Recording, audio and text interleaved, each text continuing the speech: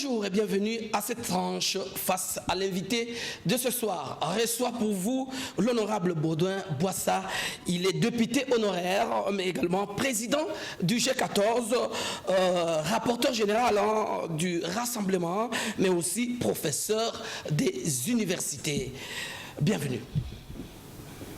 Oui, merci. Très bien, vous êtes député honoraire, président du G14, rapporteur général du Rassemblement. Le Rassemblement créé par M. Étienne Tshisekedi n'existe plus. Ah bon? Et qui vous a dit ça? Depuis quand est-ce qu'on a dissous le Rassemblement? Vous avez déjà appris ça? Vous avez vu l'acte de dissolution du Rassemblement? Parce que le président du Rassemblement est devenu le président de la République. Ah bon? Parce que le président est président de la République, donc le Rassemblement existe. Mais le Rassemblement a été créé pour soutenir une candidature. Vous avez dit ça? Non. Le Rassemblement n'a pas été créé pour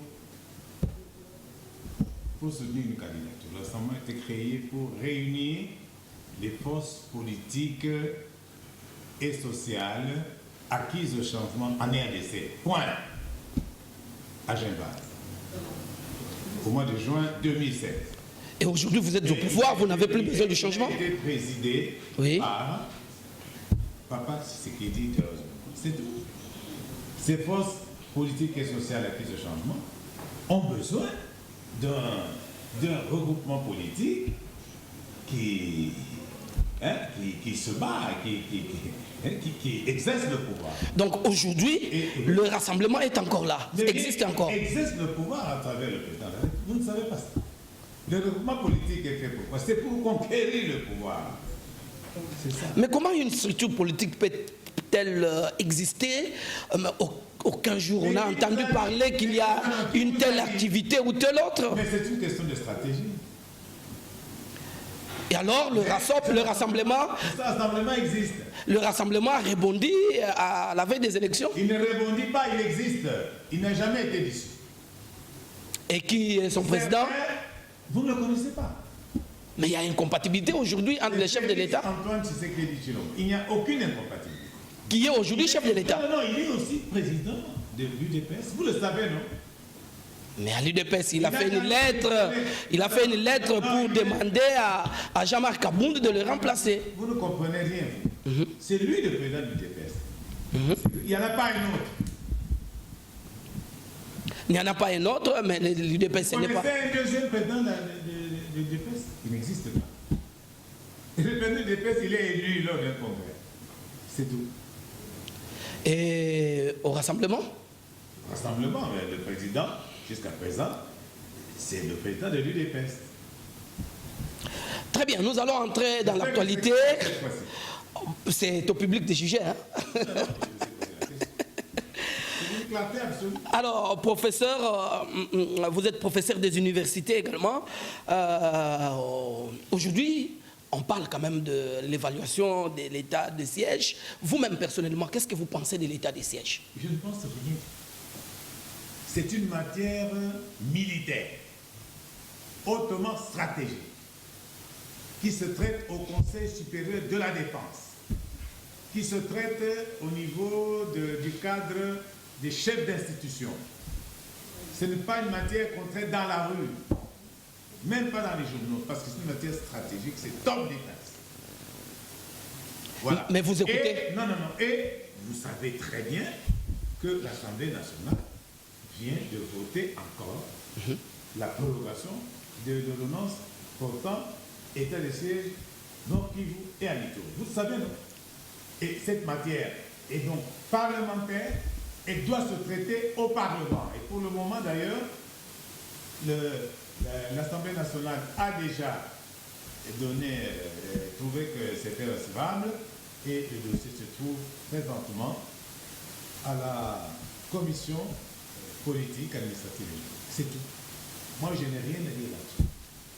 Et pourtant, des voix s'élèvent par-ci par-là pour demander la fin de cet état de siège parce qu'on constate que le résultat attendu, le résultat escompté n'y est pas. Une matière militaire être débattue sur la rue. Vous avez déjà vu ça? et se traite au niveau des institutions, s'il vous plaît, pas sous la rue. Voilà. Très bien. Alors, aujourd'hui, on parle également, nous allons passer à la deuxième actualité, qui est l'examen de la loi électorale.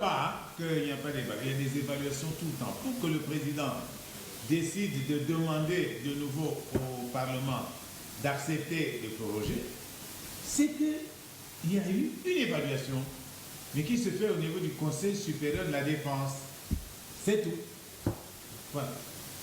Donc, ça reste un secret stratégique. Bien sûr, c'est secret militaire. Mais c'est vous, en tout cas, c'est vous qui le dites, hein, parce que non, tous les analystes ne cessent de parler sur ça. Ce n'est pas une matière politique, c'est une matière militaire et sécuritaire. Très bien. Dans le monde entier, les matières militaires et sécuritaires sont traitées au Conseil supérieur de la défense. Et vous savez très bien que le président Rick, c'est lui le chef des armées. Et ce n'est pas une matière mise à la disposition de tout le monde. Non. Très bien. Alors parlons de la loi électorale, le regretté d'heureuse mémoire, Henri Lokondo a laissé avec le G13 une proposition de loi qui est en train d'être exploitée, d'ailleurs qu'on a surnommée loi Lokondo, pour des réformes électorales. Vous êtes en train de suivre l'évolution de ces processus-là. Aujourd'hui, la proposition de loi a été jugée recevable et remise en commission PAJ pour examen approfondi avant que ça revienne au niveau de l'Assemblée nationale pour l'examen article par article. Quel est votre point de vue sur cette nouvelle loi? Non, moi je pense que on a le droit d'amender une loi quelconque, sauf qu'il n'y a que les articles, n'est-ce pas, spéciaux là, qui sont dans la Constitution. Verrouillé.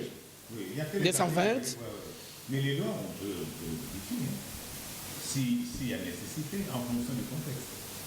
Moi, je pense que c'est une bonne chose. Et d'autant plus que celui qui est en train de défendre cette loi-là, c'est un brillant juriste d'abord. Et puis il n'est pas seul, ils sont à 13. Oui.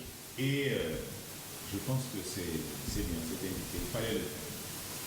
Alors, les innovations. Il y avait quelqu'un là qui ne me posait pas des questions d'innovation parce que je ne suis pas au Parlement. Je ne débat pas là-dessus. J'ai dit seulement que c'est une bonne chose. Nous attendons que le Parlement fasse son travail. Et puis, c'est tout.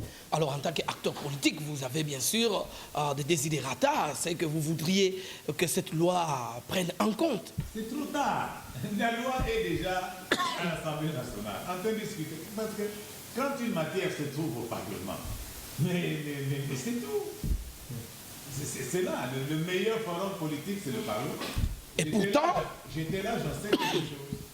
Pourtant, il y a quand même des voix qui s'élèvent. Dans l'opposition, par exemple, la Mouka ainsi que les laïcs catholiques et protestants seront dans la rue déjà ces 6 pour réclamer un consensus avant l'examen de cette loi. Et vous également, vous êtes laïc catholique. C'est un piège. Joseph, c'est un piège. Nous ne sommes plus à la période de la conférence nationale souveraine, où il y a eu le débat pour avoir la réconciliation, etc. C'est terminé ça. Et vous savez que les actes que nous avons votés là, hein, quelqu'un a dit que c'est resté à la porte du palais. Vous savez ça. Et vous savez pourquoi et comment. Parce que les actes de la CNS n'ont pas plu, notamment à nos partenaires extérieurs essentiels que vous connaissez aussi. Ça. Vous savez également qu'il y a eu un autre dialogue. C'est le dialogue de Sun City. Et vous savez ce qui avait sorti du dialogue de Sun City, piloté toujours par la communauté internationale pour nous imposer les demandes du RCD et des soi-disant Banyamulenge et l'introduction dans nos institutions et dans nos armées et services de sécurité des personnes qui n'avaient pas la nationalité congolaise. Ça, c'est un vieux débat que vous allez exhumer. Et nous avons été forcés d'accorder la nationalité congolaise en dehors de ce qui avait été décidé par la 6e session du comité central du MPR, qui avait aboli un certain nombre de choses faites par le président Mobutu tout seul en 71. Vous le savez également, non? Et maintenant, nous nous retrouvons dans un pays comme ça, qui n'a pas de secret. Tout ça. C'est à cause des dialogues. Nous avons commis des erreurs. Tout à fait. Et donc, mais en plus, nous avons vécu le dialogue de la CENCO. Nous avons vécu ça. Mais vous savez comment ce dialogue a été torturé à la fin. Donc, nous signons l'accord de la CENCO. Et maintenant, pour l'arrangement particulier, M. Kabila appelle M. Kengo et M. qui était au Parlement. C'était Minakou à son temps. Pour faire adopter un arrangement particulier bidon. Et mais ça, c'était encore valable uniquement pour la période de transition. Oui. C'est-à-dire pour les 2 ans que nous avons accordé gracieusement à M. Kabila. Mais après cela, il y a eu les élections. Oui. C'est fini. La transition est terminée. Nous sommes entrés dans le régime normal. Et donc, le dialogue doit se dérouler au niveau des institutions. Et l'institution princière pour faire ce dialogue, c'est le Parlement. Mais vous... Issu des élections, issu des élections générales, c'est ça. Et donc, nos frères qui veulent le dialogue, mais qu'ils aillent à l'Assemblée nationale. D'ailleurs, le président Bosso a dit que toutes les forces politiques, toutes les associations qui veulent aller dialoguer doivent aller à la PAJ, à la commission politique du PJ. Moi, j'ai dit. Et vos opposants parlent d'un forcing. Là-bas, à moins qu'ils ne reconnaissent plus le Parlement. Parce que là, alors, nous sommes, je ne sais où. S'ils ne reconnaissent le Parlement, ils peuvent aller causer là-bas, non? Donner leurs propositions. Et tout. Alors, selon vous, ce n'est plus opportun aujourd'hui de faire de sit-in, de faire de marche? Non, c'est sans objet, ça ne sert à rien. Ça ne sert à rien. Mais le président Bosso, qui est un vaudilar politique, a dit non, si vous voulez discuter, allez voir nos amis de la PH. Mais c'est déjà une ouverture.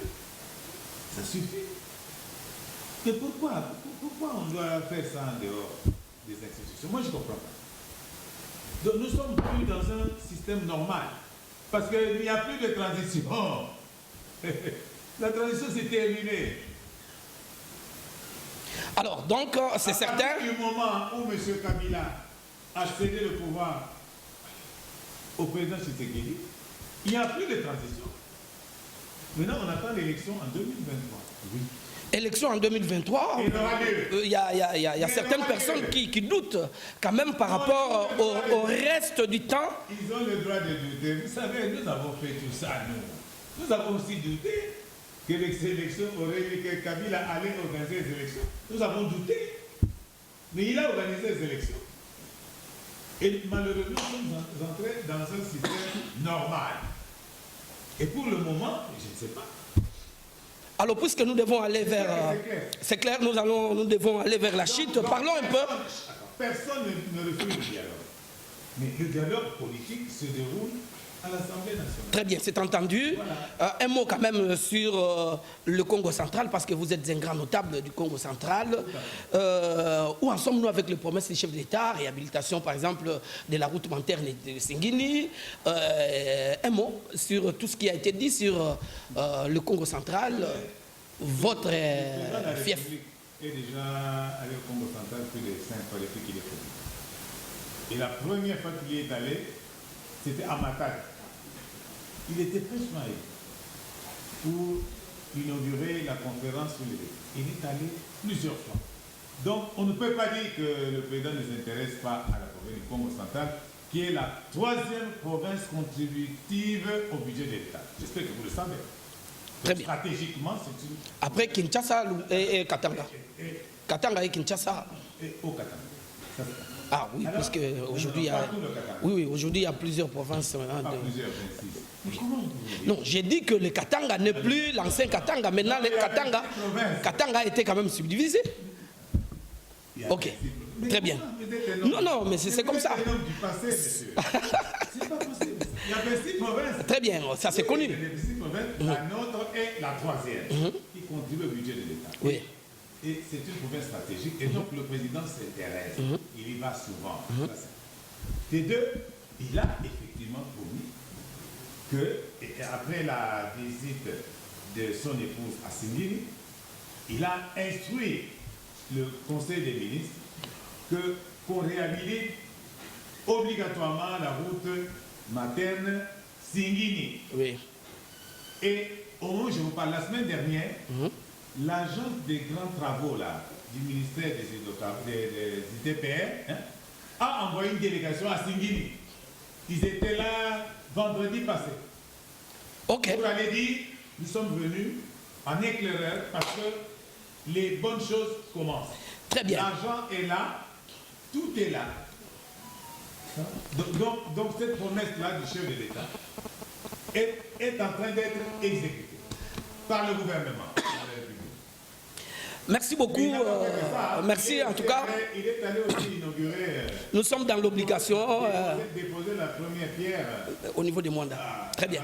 Et j'étais là. Nous sommes dans l'obligation de chuter compte tenu du temps qui nous est imparti. Nous rappelons que nous avons reçu ici l'honorable Baudouin Boissa. Il est député honoraire, mais également président du G14, rapporteur général du Rassemblement, mais aussi professeur des universités. Merci d'avoir répondu à notre invitation. Merci également à vous tous vous tous qui êtes branchés sur Kin 24 Télévision. L'émission est terminée. À tantôt.